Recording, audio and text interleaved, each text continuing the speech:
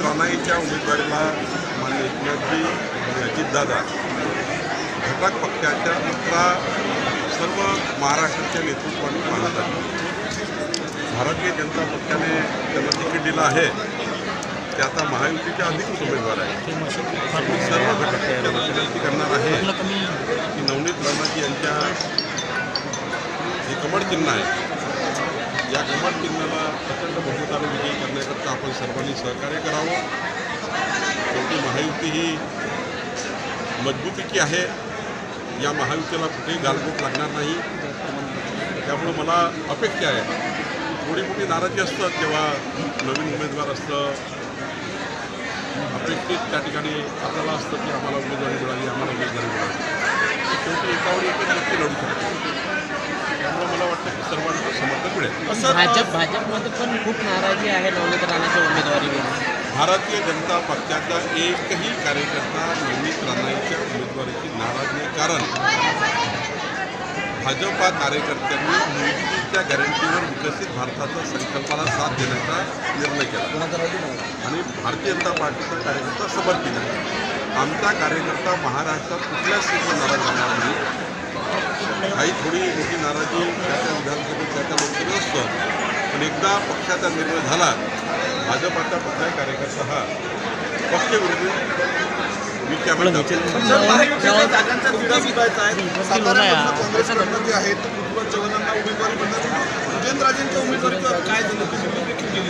लवकरच महायुतीचे उमेदवार जाहीर होणार आहे.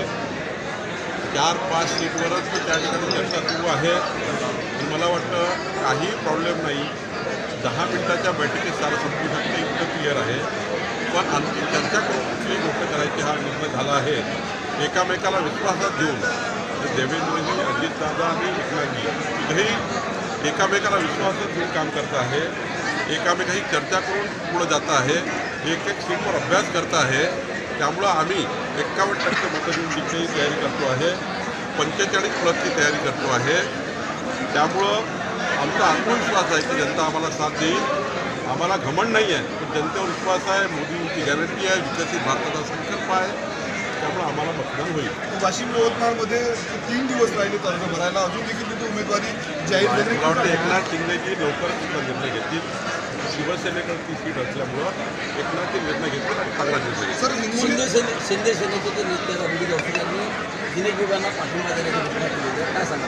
नाही, अभिजित अडसूळ काही बोलले असेल आणि माननीय आनंदरावजी मी स्वतः आम्ही पाहायला भेटलेलो आहे.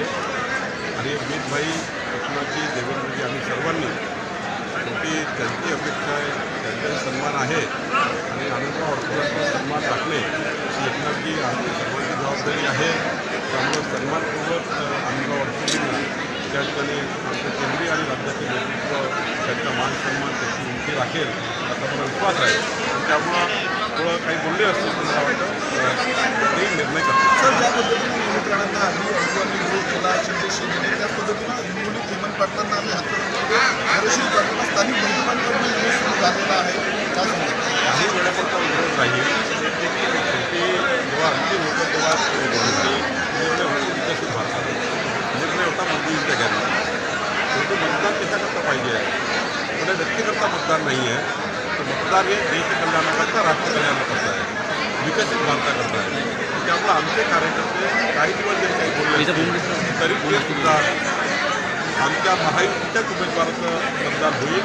प्रचंड ताकदीने 51% मतं घेऊन आमचे सर्व उमेदवार निवडून येतील. राष्ट्रवादी काँग्रेस असेल तिथे आम्ही सर्व मदत करू.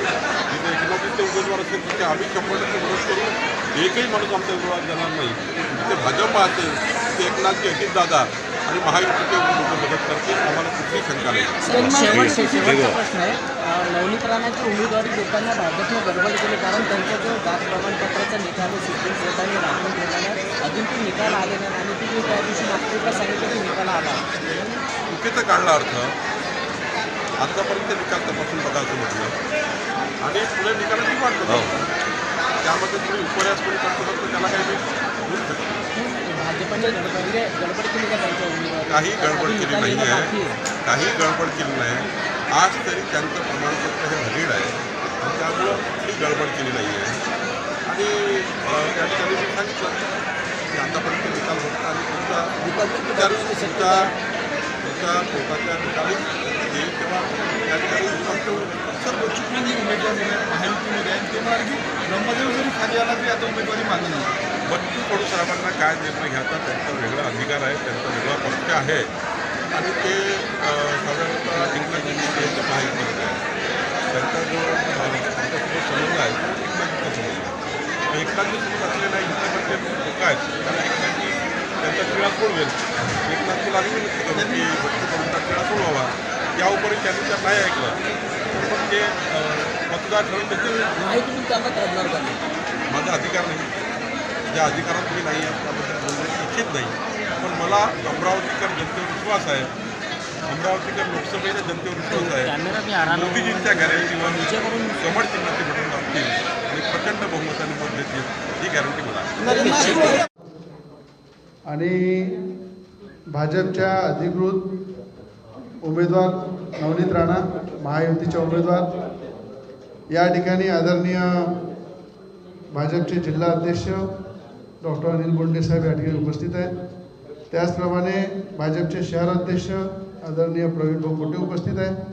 या ठिकाणी आमच्या निवेदाताई चौधरी आहे, चरणदासजी इंगोले आहे, आमचे शिवराजजी कुलकर्णीजी आहे, सुरेश साहेब आहे, जगदीशभाऊ गुप्ता आहे, अरुणभाऊ पटोडे आहे, चेतनभाऊ पवार आहे, जितूभाऊ दुधाने आहे आणि संपूर्ण हा महायुतीचा पूर्ण परिवार या ठिकाणी खऱ्या अर्थानं जी आज 4 तारखेला 8:30 वाजता जी जाहीर सभा आहे त्यामध्ये आता सगळ्यांनी सांगितलं कशा पद्धतीनं नियोजन आहे, त्या पद्धतीनं सगळं कार्यक्रमाचं नियोजन आहे. आणि या ठिकाणी आमचा एकच संकल्प आहे की महायुतीचा उमेदवार हा विदर्भामध्ये बावनकुळे साहेबांनी सांगितलेलं आहे की गडकरी साहेबांनंतर सगळ्यात जास्त मतं जर विदर्भात सगळ्यात जास्त मताने कोणी निवडून येईल तर नवनीत राणा निवडून येईल. आणि हा संकल्प घेऊन मला आपल्या सगळ्यांच्या माध्यमातून भारतीय जनता पार्टीचे जिल्हा अध्यक्षांचं मी मनापासून धन्यवाद मानेन. ज्या युद्धपाळीवर ज्या ताकदीनं ते या ठिकाणी पूर्ण ताकदीनं संपल्या यंत्रणा त्यांनी कामी लावल्या आणि पूर्ण ताकदीनं भारतीय जनता पार्टी या प्रचारासाठी उतरलेली आहे. त्याचप्रमाणे अमरावती शहराचे शहराध्यक्ष आदरणीय प्रवीणजी पोटेजी हे सुद्धा ज्या पद्धतीनं त्यांनी आता या 2-4 दिवसामध्ये ताकदीनं पूर्ण भारतीय जनता पार्टीच्या कार्यकर्त्यांना जे आवाहन केलं आणि ज्या ताकदीनं सक्रियतेनं खऱ्या अर्थानं मोदीजींचा 400 पारचा नारा आणि देशाचे पंतप्रधानांचे हात मजबूत करण्यासाठी आदरणीय पोटे साहेबांनी ज्या बांधणी सुरू केली, ज्या कार्यकर्त्यांना निर्देश दिले, ज्या पद्धतीनं संपूर्ण कार्यकर्ते कामी लावले त्याबद्दल महायुतीच्या वतीनं खरंच या दोघांचे मी अभिनंदन करीन. या ठिकाणी आमचे चरणदासजी इंगोले सातत्यानं या ठिकाणी काम करत आहेत. आपल्या RPIच्या आपल्या सगळ्या कवाळे गटाच्या सगळ्या कार्यकर्त्यांना त्यांनी सक्रिय केलं आहे, ते सुद्धा एक मोठ्या सक्रियतेनं चरणदासजी काम करत आहेत. या ठिकाणी आमचे अरुणभाऊ पटोडे कालच मुख्यमंत्र्यांशी आम्ही सगळे मिळून चर्चा केली. शिवसेनेचे सगळे कार्यकर्ते होते, स्वतः मुख्यमंत्री सगळ्यांशी बोलले, अरुणभाऊ पटोलेंशी बोलले की युद्ध पातळीवर कुठल्याही प्रकारचं मागे पुढे न पाहता पूर्ण ताकदीनं महायुतीचा उमेदवार निवडून आला पाहिजे आणि त्या ठिकाणी सगळे कार्यकर्ते कामाला लागा. कालच अरुणभाऊ बोलले ना मुख्यमंत्री, म्हणून कोणाची काही पर्वा करायची नाही, पण आपल्याला महायुतीचा उमेदवार निवडून आला पाहिजे, मोदींचे हात मजबूत झाले पाहिजे अशा पद्धतीचे स्वतः मुख्यमंत्र्यांनी शिवसेनेच्या पक्षप्रमुखांनी त्यांना त्या ठिकाणी सगळ्या कार्यकर्त्यांना निर्देश दिलेले आहे. म्हणून आम्ही सगळे मिळून या ठिकाणी एकच लक्ष आहे की देशाच्या पंतप्रधानांचे हात मजबूत करणे.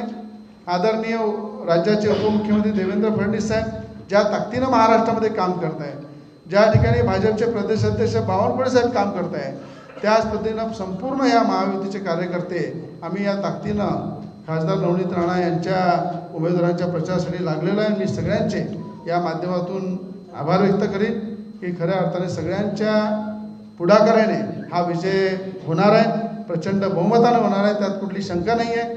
आणि या ठिकाणी आपण सगळे प्रेस या ठिकाणी उपस्थित राहिले. थोडा आम्हाला उशीर झाला. बावनकुळे साहेबांना सुद्धा नागपूरला काही बैठकी आहे, अर्जंट काही कार्यक्रम आहे आणि त्यांनी भाषणामध्ये सविस्तर बोललेले आहे. त्यामुळं त्यांना जे आपल्याला अपेक्षित होतं ते सगळं त्यांनी त्या ठिकाणी बोललेलं आहे. त्यामुळं इथे ते अर्जंट निघाल्यामुळे येऊ शकले नाही, म्हणून आपल्या सगळ्यांचे मी आभार व्यक्त करतो. आणि या ठिकाणी हे संपूर्ण या ठिकाणी इथे स्पेस संपली. नाश्ता चहा सगळं करा, आरामशीर जा. 400 बार अबकी बार करत करत नवनीत राणाही जेव्हा मोदीजी समोर जातील तेव्हा अमरावतीचा आवाज बुलंद झाल्याशिवाय राहणार नाही. याची निवडणूक 26 तारीख. बंधू भगिनींनो, 26 तारीख ही या देशाच्या भविष्याची निवडणूक आहे. 26 तारीख आपल्या सर्वांच्या भविष्याची निवडणूक आहे. 26 तारीख जी पिढी जन्माला येणाऱ्या त्या पिढीची निवडणूक आहे. जी पिढीने जन्म घेतला त्या जन्म घेतलेल्या पिढीची निवडणूक आहे. आणि म्हणून माझी विनंती आपल्याला आहे की 6 एप्रिलला स्थापना दिवस आहे. चंदूभाऊंनी सांगितलं 6 एप्रिल 1980 अटलजींनी काय संवाद केला होता चंदूभाऊंनी मांडला. माझी तुम्हाला विनंती आहे, प्रत्येकाने आपापल्या बूथवर अमरावतीचा एकही बूथ मला 6 एप्रिलला असं नको आहे. ज्या बूथवर 150-200 कार्यकर्त्यांनी भारतीय जनता पार्टीचा झेंडा वंदन 150-200 कार्यकर्त्यांनी भारतीय जनता पार्टीचा झेंडा वंदन प्रत्येक बूथवर वेगवेगळ्या पद्धतीने झालं पाहिजे. प्रत्येक बूथवर जनसंघापासून भाजपपासून काम करणाऱ्या त्या 150 वरिष्ठ नागरिकांचं स्वागत झालं पाहिजे. प्रत्येक बूथवर नमो ॲपच्या माध्यमातून 10,000 रुपये भारतीय जनता पार्टीला पाठवले पाहिजे. नमो ॲपच्या माध्यमातून प्रत्येक बूथवर 150 रुपयाची वाट बघणार आहे. प्रत्येक बूथवर 10 लोकांनी 150 घरी जाऊ. प्रत्येक बूथवर नमो ॲप पाहिजे. लोकांचं सहमत घेतलं पाहिजे. लोकांना वाटेल मी सुद्धा 1 रुपया दिलाय, विकसित भारताकरता दिलाय, मोदीजींच्या निवडणुकीमध्ये दिलाय, माझाही 1 रुपयाचा अधिकार आहे. आणि 10 रुपये मी पाठवले आहे. मोदीजींच्या विकसित भारताचा संकल्पाला मी सुद्धा साथ देतोय. माझा सुद्धा हिस्सा आहे. जनतेमध्ये जाऊ द्या. जनतेची निवडणूक होईल. आमचे सर्व भारतीय जनता पार्टीचे कार्यकर्ते साथ देतील.